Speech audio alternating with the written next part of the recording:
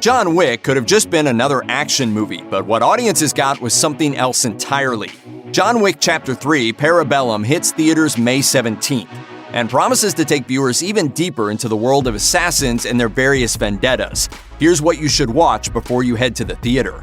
There's a lot of great dialogue in the first John Wick film, but we all know which one is the true money line. People keep asking if I'm back, and I haven't really had an answer. But now, yeah, I'm thinking I'm back. It's as much a statement about the character of John Wick as it is a battle cry for Keanu Reeves, the actor. Reeves had a string of hits in the 90s, including a little movie you might have heard of called The Matrix. But then came the sequels. After their mixed reception, it seemed like Keanu's star was finally descending.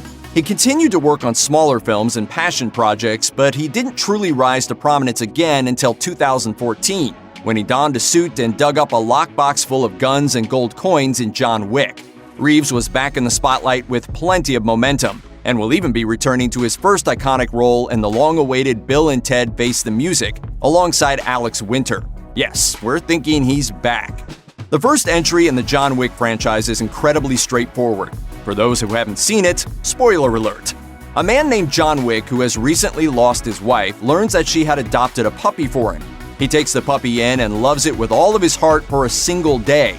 But after a chance run-in with the dirtbag son of a mob boss, things go wrong. That dirtbag son decides he wants John's car, so he goes and takes it, and in the process, he kills John's dog. This is a big mistake. May I ask why? Yeah, well, because he stole John Wick's car, sir, and killed his dog. Turns out, John is a retired assassin who was so good at his job that he's essentially the boogeyman for other hired killers. And he's mad enough about his dead doggy to get back in the game and destroy everything in his path until he gets his revenge. It's a simple story, but it's told incredibly well.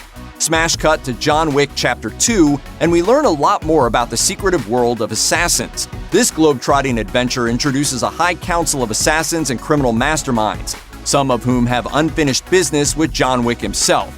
Enter Santino D'Antonio, who has a favor to call in. Sei qui per il Santo Padre?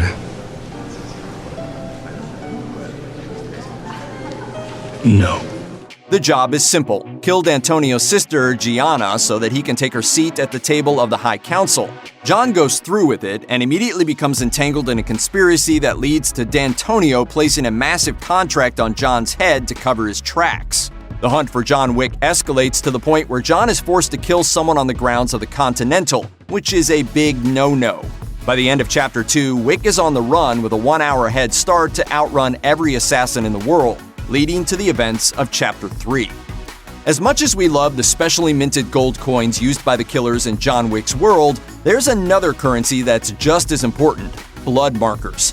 They're one of the few things that rein in even the most brutal and relentless of hired killers, and a blood marker is only earned when another assassin does someone an immense favor. They can then claim that marker at any time to call in any favor in return. It cannot be refused. It's taken as seriously as spilling blood within the halls of the Continental. Rules. Exactly. Rules. The reason John had to take the job to kill a member of the High Table was a marker held by Santino D'Antonio, one that he earned by helping John get out of the assassin's life and go live his fairy tale existence with his wife in peace before the events of the first film. By the end of Chapter 2, as John Wick goes to take his head start in escaping with an open contract for $14 million on his head, Winston gives him a blood marker which may act as his only lifeline now that he's been made excommunicado from the League of Assassins. In the first 2 John Wick films, we've already seen an incredible roster of over-the-top characters populating the shadowy, stylish underworld where anyone could be an assassin just waiting for the right moment to strike. That doesn't seem likely to change as we get into Chapter 3, with both returning characters and some brand new faces. Ian McShane will be back as Winston, the manager of the Continental, and Keanu's Matrix co-star Lawrence Fishburne will be returning as the mysterious Bowery King, a seemingly homeless man with a deep knowledge of the world of assassins and a love of pigeons. $7 million? Damn! It's Christmas. We're going to Applebee's after this. Here's hoping that the minds behind the John Wick franchise can find a place for Carrie-Anne Moss, if she's interested, completing the Trinity. Seeing the three stars of The Matrix reunited on screen, even for a short time, would be pretty awesome. As for the new characters, Parabellum has upped the ante with an impressive roster of stars. Halle Berry will appear as Sophia, a former accomplice of John's who wields 2 pistols and 2 dogs, while Angelica Houston joins up as the severe, calculating director. Mark Dacascos will play the nefarious Zero, while comedy favorite Jason Mantzoukas will play the oddly named and undoubtedly weird TikTok man. Keanu Reeves has been a lifelong fan and practitioner of martial arts, but few roles have been as demanding of him as John Wick. Reeves went all in and spent 3 months at a John Wick boot camp to work on firearms training, fight choreography, and driving like a maniac. Some of the training involved Reeves working on his drawing, holstering, and even search and seizure techniques. This helped him and the stunt team come up with a unique style of movement and gunplay. No one moves quite like John Wick. Reeves is also heavily involved in the stunts. It will be a wild ride to see how the stunt team and stuntmen turned filmmakers Chad Stahelski and David Leitch up the ante for Chapter 3 as John Wick's world only continues to get wilder and more dangerous.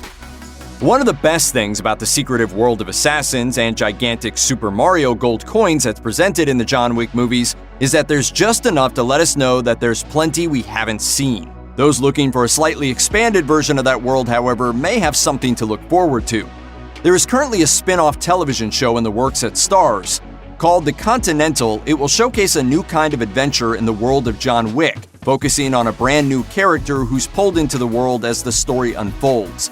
Starz has its eyes on making a television show that captures the slick ferocity of the John Wick films and has tapped the original co-directors and producers Chad Stahelski and David Leitch, as well as original writer Derek Kolstad, and of course, executive producer Keanu Reeves.